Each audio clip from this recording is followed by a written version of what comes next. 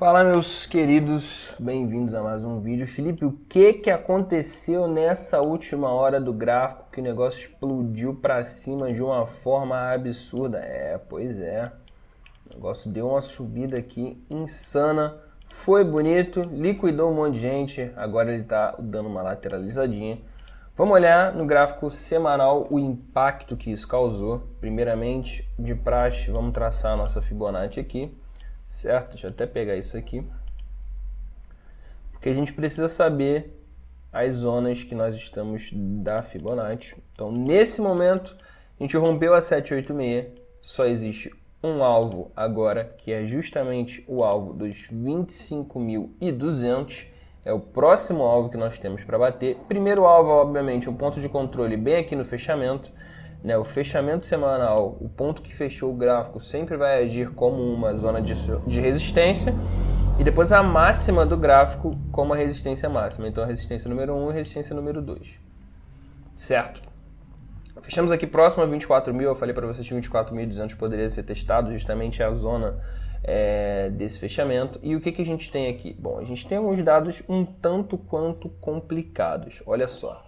No semanal, a gente atingiu o ponto 60 do RSI, dá uma olhadinha lá no seu canto esquerdo aqui, justamente, olha lá, 58, em uma semana extremamente complicada, porque é a semana da reunião do Federal Reserve que vai acontecer quarta-feira, certo? Eles irão se reunir para decidir quais são as taxas de juros para o próximo, para os próximos meses. Espera-se que seja 25 pontos base, e aí vem o insight. Vamos dar uma olhada aqui no SP500 rapidinho e a gente continua falando. O SP500, como eu tinha dito para vocês, fechou em uma zona de topo duplo horrorosa, certo? Justamente próximo do fechamento aqui, mas a gente tinha uma resistência ali em 4.100. Então ele fechou horroroso num caráter de topo duplo, embora ele tenha feito um fundo ascendente, ele precisava desse rompimento aqui para confirmar essa zona aqui de baixo como fundo ascendente. Como ele não fez isso, fica aquele questionamento, será que isso aqui é um topo duplo ou não? Por quê? Espera-se muita volatilidade nessa semana. Se for 25 pontos de base, a tendência é que até o final da semana que vem nós tenhamos rompido isso aqui e de fato bateremos o martelo de que isso aqui foi um fundo ascendente no SP500. Aí o próximo alvo é lá em cima em 4.300. Beleza? Beleza. Se a gente reverter, aí o mercado inteiro vai para o saco. Eu não vou mentir para vocês, o mercado inteiro vai ser arrastado junto com algo diferente de 25 pontos de base ou uma interpretação feia dos representantes do Fed. Não adianta nada eles jogarem 25 pontos de base, se logo após eles vão vir dar um banho de água fria no mercado. Aí a gente vai vir e fazer uma pernada muito dolorosa no SP500. Vale lembrar, o SP500 também está na zona dos 60 do RSI, ele está em 55 nesse momento. E a gente já sabe, entre 50 e 60 são zonas de resistência do RSI. Então, temos Bitcoin na resistência semanal, temos SP500 na resistência semanal e aí, filho, as coisas começam a tomar um rumo um tanto quanto complicados. Para o Bitcoin, nós precisamos que isso aconteça. O que eu falei para vocês? Temos uma tendência de alta com topos e fundos ascendentes. Nós formamos um belíssimo topo, mas ainda não formamos o fundo que seria ascendente a esse topo para que nós continuemos o processo de alta. Então a gente precisa dessa formação aqui para batermos o martelo e dizermos estamos em uma tendência de alta. Até que isso ocorra, isso aqui pode sim ser um bear market rally, ou seja, uma subida dentro de um processo de bear market. Eu acredito que não é, mas eu não posso bater o martelo que é antes dos caráteres de confirmação que o próprio gráfico exige. Eu acho que ser o analista gráfico mais responsável possível é trazer a realidade para vocês. E a gente opera a realidade, não aquilo que a gente quer. Ciclicamente falando, é daqui para cima? Sim, o ciclo diz que é daqui para cima. Graficamente falando, é daqui para cima? Não. Graficamente falando, a gente precisa de um outro fundo que seja superior a esse fundo aqui e após isso o rompimento da resistência, seja lá ela onde for. E aí sim nós teremos uma indicação gráfica baseada no ciclo de que é alta infinita. Aí a gente começa a olhar lá para cima para 45 mil dólares por unidade, beleza?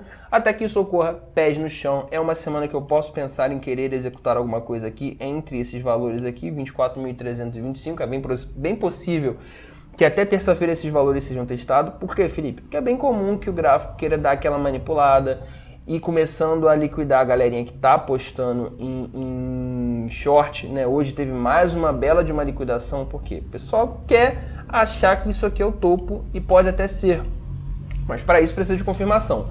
Não tem confirmação, o que o pessoal está fazendo? Shortando torto e sendo liquidado. É isso que acontece quando você shorta torto, certo? Você é liquidado, você perde dinheiro. Infelizmente, não é algo que me deixa alegre. Eu não estou shortando, pelo contrário, estou aguardando a melhor zona possível para abrir o long dos deuses, que eu quero carregar até a região dos 45 mil. Aonde seria a zona dos deuses, Felipe? Nesse momento, 0,5 da Fibonacci, próximo a 20.500.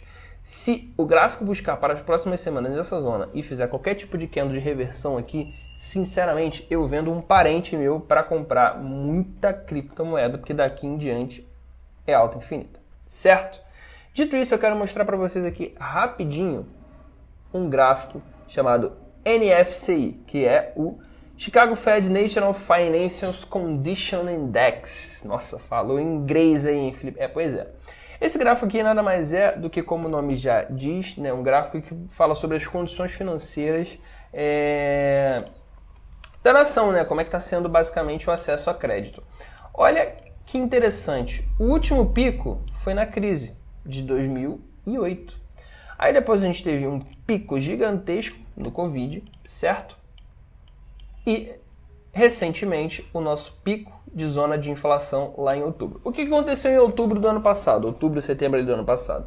Foi onde teve aquela reunião do Fed e aí começou a se especular uma diminuição no aumento da taxa de juros. Nesse ponto aqui. Quando começou uma especulação sobre diminuição do aumento, pouco tempo depois começou a vir os primeiros sinais de melhora na economia. Os primeiros dados começaram a já entregar menos resultado. Foi quando o mercado deu aquele boom, a gente saiu de 15 mil, foi para 20 e aí começou todo aquele lenga-lenga que levou a gente até aqui agora. Vamos até botar aqui no gráfico do Bitcoin rapidíssimo para a gente ver. Ó. Outubro foi onde a gente fez aquela altinha, aí em novembro foi a segunda reunião, caiu de vez e agora a gente está aqui nessa alta interessantíssima, certo? Então, o que a gente tira desse gráfico? A gente precisa que ele caia. Por quê? Às vezes em que ele andou abaixo, a gente teve um mercado em ascensão. Às vezes que ele andou acima, foram onde tivemos crises e problemas de crédito na economia. Então, fizemos um pico neste gráfico exatamente em outubro, quando fizemos o último grande pico na economia, o último grande crash na economia, e agora ele se mantém abaixo e já perdeu o seu fundo, graficamente falando. Então, se esse gráfico continuar descendo, é o melhor indicador possível para a gente de que o mercado vai ter uma nova corrida, um novo bull market, certo? E a gente alia esse gráfico ao gráfico dos Treasuries de 10 anos, certo? Tesouro Direto Americano dos 10 anos. A gente precisa que isso aqui caia. Por que a gente precisa que isso aqui caia? Porque quando isso aqui cai, significa que não há uma procura da economia americana por uma carteira protetiva, certo? No semanal, isso aqui ficou bonito, Fechou no que seria um fundo duplo, porém não confirmou o rompimento dessa zona. Então, a reunião do Fed dessa semana pode trazer um importante sinal aqui, porque isso aqui foi um topo descendente em relação ao topo anterior. Entramos, obviamente, em uma zona de sobrevenda do RSI, depois de uma belíssima pernada de alta, todo aquele medo da população em relação à taxa de juros, e justamente aonde? Em outubro, certo? Outubro foi onde teve a última reunião, onde a coisa começou a tomar um rumo um pouquinho melhor para o mercado, e daí em diante foi queda, certo? Aquele finalzinho de dezembro, onde muita gente executa lucro mesmo para poder pagar imposto e tudo mais. E agora entramos em janeiro com mais queda, consequentemente mais alta do mercado. Se quarta-feira nós tivermos uma belíssima notícia do Federal Reserve, a tendência é que a gente perca isso aqui e continue a formar fundos descendentes. O que implica dizer que a economia americana vai entrar em um ritmo onde as carteiras protetivas vão começar a diminuir o seu ritmo e as pessoas vão, obviamente, montar mais posições agressivas, comprar mais bolsa, certo? Semelhantemente, eu espero que isso aqui também caia. Eu vi aí na internet um outro analista falando sobre o gráfico subir porque o ouro está subindo. Gente, é uma besteira sem igual, na minha humilde opinião. Eu não acho que existe correlação entre ouro e Bitcoin. Não acho que existe correlação nenhuma. Porque isso aqui é o máximo do máximo do máximo da proteção. Porque isso aqui tem, obviamente, uma especulação baixa, tem uma volatilidade não muito grande e tende a performar bem em períodos de crise. Por isso, obviamente, que ele deu uma bela esticada. Houve temores de recessão para o ano de 2023. E aí a procura pelo ouro, ao invés dos treasuries de 10 anos do Federal Reserve, aumentou. Porque o ouro, querendo ou não, é mais protetivo, é mais fácil de você, né, lidar com uma carteira protetiva. Só que nesse momento ele já está fazendo um candle de reversão aqui, certo? E nesse candle de reversão que ele está fazendo aqui não tem nada a ver com Bitcoin. Desculpa, a minha humilde opinião é que a correlação entre ouro e Bitcoin é zero, apenas na narrativa. Quando você fala que o Bitcoin é o ouro digital, só. Graficamente falando, não existe, na minha visão, correlação alguma. Uma é uma coisa, o outro é outra coisa. Quem investe em ouro pesadamente ou tem um capital extremamente esticado ou literalmente não dá a mínima para Bitcoin. Então essa é a minha opinião em relação a isso. Então aqui eu só quero fechar esse parêntese. Voltamos ao Bitcoin e aqui finalizamos. Temos uma semana extremamente complicada pela frente. O meu conselho é o mesmo das outras semanas atrás. Se você tem posições que você pegou aqui embaixo, quiser executar aqui em cima, você não está errado. Lucro é lucro. Independente se continuar subindo, amigo, você executou lucro. Entrou dinheiro na sua conta ao invés de sair. Se você fez isso, parabéns, você é um ótimo trader. Ah, Felipe, eu acho que eu vou segurar porque, sei lá, tô achando aí que o negócio vai até 40 mil, 45 mil. Eu também tô, então eu não pretendo executar muita coisa não. Só mesmo as coisinhas que a gente já faz nos nossos vídeos de sábado, inclusive fizemos ontem, né? Então saiu hoje, inclusive, né? Não fiz ontem, eu fiz hoje, sobre as operações da semana. Então algumas operações que a gente abriu aqui, talvez eu queira executar aqui, porque é lucro feito. Então lucro feito acho que é interessante a gente executar já, né? E só, tô de olho em montar posições novas, aonde? A partir de 21 mil, entre 21 mil e 20.500.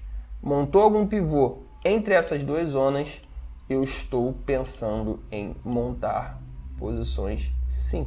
Porque daqui a gente vem para o topo duplo e se romper o topo duplo é festa, não tem jeito. A gente vai estar olhando lá para cima a partir de agora. Certo? E se foi útil para você, não esquece de deixar o like. Não esquece de compartilhar esse vídeo e de seguir se você não me segue. Valeu, tamo junto.